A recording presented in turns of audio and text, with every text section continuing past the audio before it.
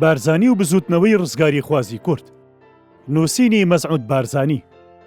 بەرگی یەکەم 1931 بۆ 1958. یەکەم ڕاپەڕینی بارزان 1931 بۆ 1932. کتێبی دووەم 1943 بۆ 1945. شۆڕشی بارزان 1943 بۆ 1945. بەشی شەشەم دەستێوەردانی بەریتانیا بۆ سەرکوتینەوەی شۆڕش. تێهەڵچوونەوەی پەیوەندیەکان. لە 24 1945دا متەسەریفی هەولێر بروسکەی بۆ بارزانی نرد داوای لێکرد عیزەت عەبدولعەزیز بنێرێ بۆ هەریر بۆ چاوپێکەوتنی مێجەر مۆر.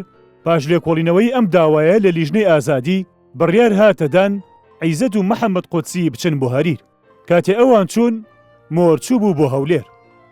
ئاگادار کرانەوە کە سەرۆگەرەکانی سوپای عێراق ئیسماعیل نامیق لە بیرمان چاوەڕوانیان دەکات. چوونە ئەوێ و لەگەڵیدا کوبوونەوە. پاشدانیشتێکی درێژ کە قودسی لە هەندێکیدا بەشداری کرد عیزەت بە خۆشببینی لە کۆبوونەوە هاتە دەر و ئەوەی دەربڕی کە باری سیاسی باشە و حکوومەت دەیەوێت لەگەڵ لیژنەی ئازادیدا تێک بگەن. ئەم جار چوون بۆ هەولێر بۆ تێک گەیشتن لەگەڵ سەرۆکانی هیوا و لەوێ لەگەڵ مێجەر وێڵسنی یارمەتیدەری سیاسیدا کۆبوونەوە و ئاویش دووپاتی کردەوە کە بارەکە ڕێکە و نابێ ئەم دەرفەتا لە دەست دەرکرێ. عیزەت و قودسی هاتنەوە و مێجەر مۆریشان لەگەڵدا هات بۆ چوونە بارزان تا چاویان بە شێخ ئەحمەد و مەلا مستەفا بکەوێ. لە 25 چواردا لەم چاو پێکەوتنەدا مۆر بە گەوجی و کە لە ڕەقی جوڵایەوە. بەم جۆرە قسەی لەگەڵ شێخ ئەحمەددا کرد. بە ناوی باڵیۆزی حکوومەتی بەریتانیاوە داوات لێ دەکەم چەک فڕێ بدەیت و گوێ لە مستی حکوومەتی عێراق بیت. وەڵامی شێخ ئەحمەد کە زۆر تووڕە ببوو ئەمە بوو: ئێمە فەرمان لە باڵیۆزی بەریتانیا وەرناگرین. هەر کاتێ دیتمان هۆزەکانی دەور و پشتمان چەکیان دانا ئێمەش چاو لەوان دەکەین. ئیتی دانیشتەکەی بەجێهێشت. مۆر لەو کردەوەی خۆی پەشیمان بووە و داوای بردنی کرد. بەڵام شێخ ئەحمەد جارێکی تر لەگەڵیدا کۆ نەبووە. ئەم کردەوەی مۆر هەموو ئاواتێکی ئاشتی تێکدا. هەرچەندە ئەو پێش ئەوەی بگەڕێتەوە هەولێر بە ناوی حکوومەتەکەیەوە دووپاتی کردەوە کە هەرچی لە توانایدا هەبێ بەختی دەکات تا حکوومەتی عێراق پەیمانی ساڵی 1943 بەجێ بهێنێ و پێشنیازی کرد ئەفسەرەکانی ناوشۆڕش بگەڕێنەوە بەغدا تا حکوومەت دڵنیا بێت و ترسی نەمێنێ و گومانی کەم بێتەوە و بارزانی واز لە گەڕانەکانی بهێنێ. ئەفسەرە ئینگلیزەکان بە هەموو شێوەیەک دەیانویست جیاوازی بخەنە نێوان بارزانی و ئەفسەرە نیشتیمانیەکانەوە و هەموو تەقەلایەکیان دەدا بارزان لە کەسانی ڕۆشنبیر پاک بکەنەوە و نێڵن دەوریان ببێ تاوا پیشان بدرێ ئەمە بزوتنەوەیەکە هۆزێک کە هەر فێری یاخیبوون و دژی یاسایە دەیکا. ئینگلیز کە زانیاری وردیان لەبارەی وریایی نەتەوایەتیەوە لە ناو جەماوەری کوردستاندا هەبوو بە تایبەتی لە ناو قوتابی و چینی جوتیاردا کە دڵسۆزی بارزانی بوون و پشتیان دەگرت. لە هەڵوێستی سەرۆکۆزەکان بۆ بارزانی کەوتە گومانەوە و هەڵپەی بوو بۆ هەڵوەشانەوەی یەشێتی نیشتیمانی. گەڕانەوەی ئەفسەرەکان بۆ بەغدا. لیژنەی ئازادی لە 34دا کۆبەوە بۆ ئەوەی نەهێڵێ لێکدان ڕووبدا و ڕێی بڕووبیان و بگرێ. وەک دواتەقەلا بڕیاریدا ئەفسەرەکان جگە لە مستەفا خۆشناو و میرحاج بگەڕێنەوە بەغدا لەبەر ئەوەی ئەو دووە بەهۆی سەردانی مەهابادەوە جیاواز بوون. ئەفسەرەکان لە 25دا گەیشتنە کەرکووک و مێجەر وێڵسن پێشوازی لێکردن و گەیاندنیە بەغدا. لە وەزارەتی بەرگری باش کەمێک چاوەڕوانی فەرمان دەرچوو بدرێن بە دادگای سوپایی و ڕۆژی 25 دیاری کرا بۆ لە دادگەدانیان. وەزارەت بیانووی ئەوە بوو کە ئەم هەنگاوەکردەیەکی ڕواڵەتیە بۆ ئەوی فایلەکانیان بێتە داخستن. ئەوەش بڵین کە نەژیران. ئەم کردەوانە و بەم پەلەیە گومانی لای ئەفسەرەکان پەیدا کرد کە حکوومەت نیازی لەگەڵیاندا خراپە. ئەوانیش ناچار بوون بەغدا بەجێ بێڵن و لە یەکەم دەرفەتدا بگەڕێنەوە بارزان. پێم وایە لیژنەی ئازادی بۆیە ئەم بڕیاریدا کە زوو بگاتە چارێکی ئاشتیانە و خوێن نەڕژێ. لەبەر ئەوەی لیژنەی ئازادی ئەوەندە ساویلکە نەبوو بە سانایی بێتە فریودان. ئینگلیز لە سایی خۆبادانی باوی خۆیانەوە توانیان ئەو بارە بوەستێنن ئەگەر بۆ ماوەیەکیش بێ. ئەم هەوڵەی لیژنەی ئازادی سوودی نەبوو چونکە دەرکەوت حکوومەتی عێراق بە پشتگیری بەریتانیا خۆی گورج دەکاتەوە پەلاماری کوردستان بدات. کارەکە گەیشت بووە پلەی ناومێدی تەواو. بارزانی ویستی هەڵوێستی سۆڤێتیەکان تاقی بکاتەوە. لە 1945دا مامەد مەسیحینار بۆ کوردستانی ئێران تا نوێنەری سۆڤێت بانگێش بکە بۆ سەردانی بارزان. ئەوانیش ئەم بانگهێشتنیان پەسەند کرد، دوو ئەفسەریان لەگەڵ مامەندان نارد بۆ بارزان. پاش چەند کۆبوونەوەیەک گەیشتنە ڕێکەوتن. سۆڤێتیەکان بەڵێنیاندا پشتی شۆڕشی کورد بگرن دژی هەر دەستدرێژیەک. بڕیاریش درا هاودانگی لەگەڵ ژێگافدا بکرێ و ڕێگەی خرێنە دەشتە هێرت مێرگەسۆر بۆ پێداڕۆیشتنی یارمەتی دابدرێ. ئەگەر بەرگریش ڕێگەی ژیرە شۆڕژگێڕان بچنە کوردستانی ئێران. پاشگەڕانەوەی هەردوو ئەفسەرە سۆڤێتیەکە بۆ ئێران بە ماوەیەک بارزانی خۆی چوو بۆ ناوچەی خرێنە و بوو بە میوانی فەتەح ئاغای هەرکی و لەوێ جەنەڕاڵ سیامەندۆڤی چاوی پێکەوت. مستەفا خۆشناوی نار بۆ مەهابەت تا باری ئەو ناوە بزانێت و خۆی لە دەی 1945دا گەڕایەوە بارزان. دیدارێکی نوێ لەگەڵ محافیزی هەولێردا. لەسەر داواکردنی سەعید قەزاز و کاپتان جاکسن دیدارێک لە نێوانی وان و بارزانیدا ڕوویدا لە حەڤەی 1945 کە وەلیبەگیش ئامادە بوو. لێرەدا مەقاڵەیەک لە نێوان بارزانی و سەعید قەزازدا ڕوویدا کە ئەگەر جاکسن نەکەوتایەتە نێوان هەرخوا دەزانێت چی ڕوویدەدا. دەمودووی قەزاز ڕق بوو، لووت بەرزی پێوە دیار بوو. بە تایبەتی باسی سەردانی بارزانی کرد بۆ سنووری ئێران و عێراق و دیداری ئەفسەرە سۆڤێتیەکان. بارزانی ویستی ویتوێژ ئارام و بێت و ڕێی بێ. بەڵام سەعید قەزاز لووت بەرزەکەی درێژە پێدا تا بارزانی تۆڕە بوو، گوتی ئێوە ناپاکیتان لەگەڵ بەڵێن و پەیمانەکاندا کرد و هەموو دەرگاکانتان داخست. هیچ دەرگەیەک نەمایەوە لێی نەدەم بە مەبەستی چارەی کێشەی کورد. من لە هەڕەشەی ئاغاکانت ناترسم. ئیدی چۆن لە تۆ بترسم کە نۆکەرێکی کەساسی ئەوانی. وەلیبەگ هەستایە پێ تا لە سەعید قەزاز بدە. بەڵام بارزانی نەیهێشت. بێگومان کەس چاوەڕوانی ئەوە ناکە ئەم جۆرە دانیشتانە بگاتە هیچ ئەنجامێک، بگرە بە پێچەوانەوە کارەکان ئاڵۆستر دەکا.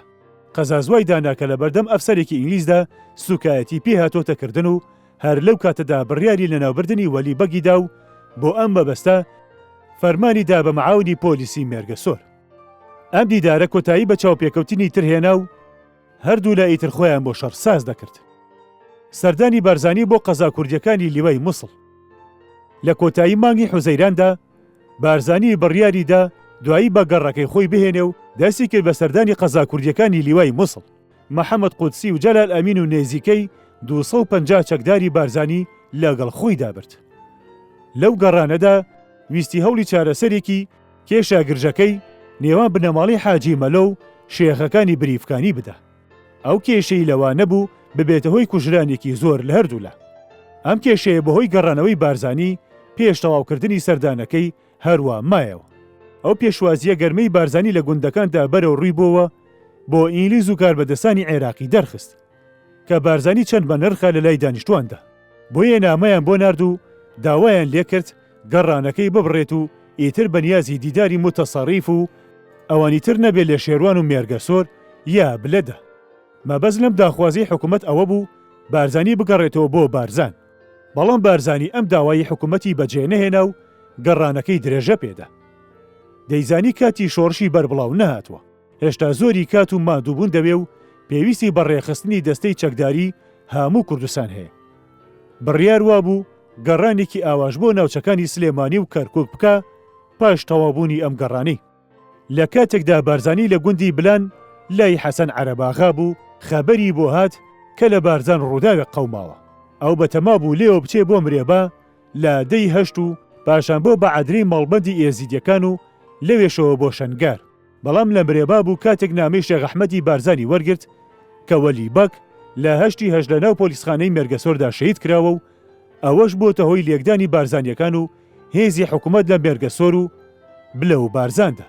بۆیە دەبێت بارزانی دەست بەجێ بگەڕێتەوە. بارزانی سەرۆگۆزەکانی کۆ کردەوە و ڕووداوەکەی بۆ باسکردن کەوا ناچارە دەست بەجێ بگەڕێتەوە بارزان. پێشی گوتن کە لەگەڵ ئەوەشدا ئەو تەقەلا دەدات ڕووداوەکە تەشەنە نەکات. داوای لێکردن بچنەوە ناوچەکانی خۆیان و چاوەڕوانی ئامۆژگاری نوێ بن. گومان لەوەدا نییە کە بارزانی بۆ وێکێنانەوەی کورد ڕێگەیەکی دووری بڕیبوو. توانی بووی سەرۆک هۆزەکان تێبگەێنێ کە بەرژەوەندی گەل لە ژوور بەرژەوەندی هۆزەکاندایە. ئەگەر بۆی بکرایە بەرنامەکەی خۆی تەواو بکە دەیتوانی هەموو جەماوەری کوردستان لێک خڕ بکاتەوە و ڕێکیان بخە بۆ ڕوبەڕوونەوەی ئینگلیز و حکوومەتی عێراق لە گوندی بلانجوتیارێک هاتە پێشەوە. داسێکی بەدەستەوە بوو هەڵی دەسوڕاند و بە هەموو دەنگی خۆی هاواری دەکرد بارزانی ژیانی خۆمانت بە فیدا دەکەین. ئێمە بە ڕەنجیشان نان بۆ خۆمان پەیدا دەکەین و پارێزگاری لە خاک و شەرفمان دەکەین. قسەی و جوتیارە هەستی خەڵکەکەی جوڵاند و ئەوانیش لەگەڵ ئەودا قسەکانی ئەویان دەگوتەوە و سرودی نەتەوەیی ئەی کوردینە ئەی مەردینەیان دەگوتەوە. ئینگلیز باش تێگەیشت بوون کە جەماوەریەتی بارزانی تاکوێ بەرز بۆتەوە و بێگومان ئەوان بەرەو ڕووی شۆڕشێکی گشتی گەلی بوونەتەوە. بۆیە بەهۆی بەکرێگیراوەکانی خۆیانەوە لە فەرمانڕەوایانی عێراق دەستی خۆیان وەشاند و لە کاتی لەباردا ئاگریان تێبەردا. پاشگەیشتنەوەی بارزانی بۆ بارزان لە 18 کۆبنەوەی خۆی لەگەڵ ئەندامانی لیژنەی ئازادیدا کرد. پاش وەرگرتنی ئامۆژگاری پێویست لە شێخ ئەحمەدەوە بڕیار هاتەدان هەموو تەقەلایەک بخرێتە کار بۆ ئەوەی ئارامی بپارێزرێ و خۆ لە لێکدان لەگەڵ هێزەکانی حکوومەتدا بە دوور بێتە گرتن. یەک لەو هەنگاوانی لەم بارەوە هاویژران نامەیەک بدرێ بە حکوومەتی عێراق و باڵیۆزی بەریتانیا و وێنەی بدرێ بە هەموو باڵوێزەکان. لەو نامەیەدا گوتراوە: یەکەم، وەزارەتی نووری سەعید لە کۆبنەوەی 25/1944 بەڵێنی داوە چاکاری پێویست لە ناوچەکەدا بکە. زۆرمان چاوەڕوان کرد، هیچ دیار نەبوو. دووەم، وەزارەتی حەمدی پاچەچی پێبەندبوونی خۆی بۆ ئەم ڕێککەوتنامەیە پیشاندا کە چیوا خەریکی سازدانی سوپایەکی زۆر و زەوەندە تا پەلامارێکی بەربڵاوی سوپایی بکاتە سەربە. ئەمە لە جیاتی ئەوەی ئاوەدانی دروستکردنی قوتابخانە و نەخۆشخانە، پۆلیسخانە و بنکەی سوپایی دروست بکە، هێزێکی زۆری سوپایی کۆ کردوتەوە تا خەڵە استراتیجیەکان بە بیانی مەشقەوە داگیر بکە. سێیەم، کاتێ ویستم سەردانی سەرۆگۆزەکان بکەمەوە کە سەردانیان کردبووم، حکوومەت وریای کردینەوە سەردانیان نەکەین، هەرچەندە هیچ ڕێگرێکی یاسایی لە ڕێدا نەبوو.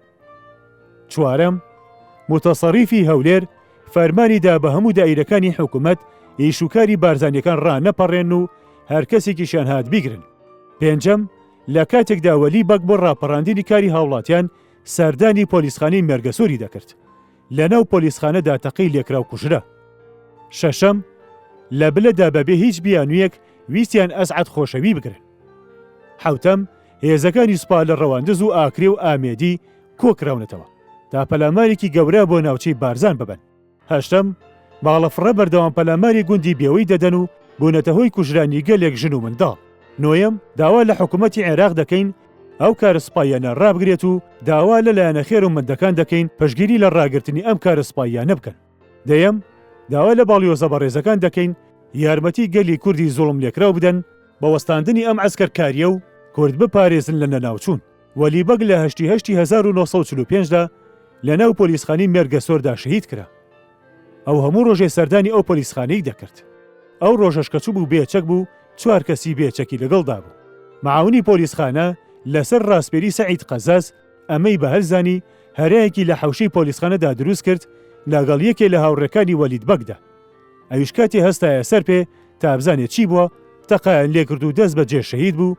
یەکێ لە هاوڕێکانیشی حەدۆ بابۆک بوو لەگەڵیدا شەهید بوو. ئەو سێ کەسەی تر حەسەن شەینە و حەدۆ بەریا و حەسەن گەردی پیاوانە هاتنە دەست، معاون و چەند پۆلیسێکیان کوشت. کاتێ خەڵک هەواڵی شەهیدبوونی وەلید بەگیان بیست، ژن و پیا و ڕاپەڕین پۆلیسخانەکەیان گرت و ئەو پۆلیسانیان بەردەست کرد کە مابوون. ئەویش وەکو ڕووداوەکەی بارزان وا بوو. فەرمانی سەرکردایەتی لەگەڵدا نەبوو، بەڵام وەلی بەگ شوێنێکی بەرزی لە دڵی بارزانیەکاندا هەبوو لەبەر ئەوەی بەڕاستی سەرکردەیەکی مەزن بوو. هەرچەندە لە ناوچوونی ئەو لە دەستچوونێکی گەورە بوو. بارزانی ویستی دایپۆشێ، بەڵام بەهۆی کە لە ڕقەی حکوومەت و پشگێری ئینگلیزەوە لە جاردانی شەڕ بۆی نەچووە سەر.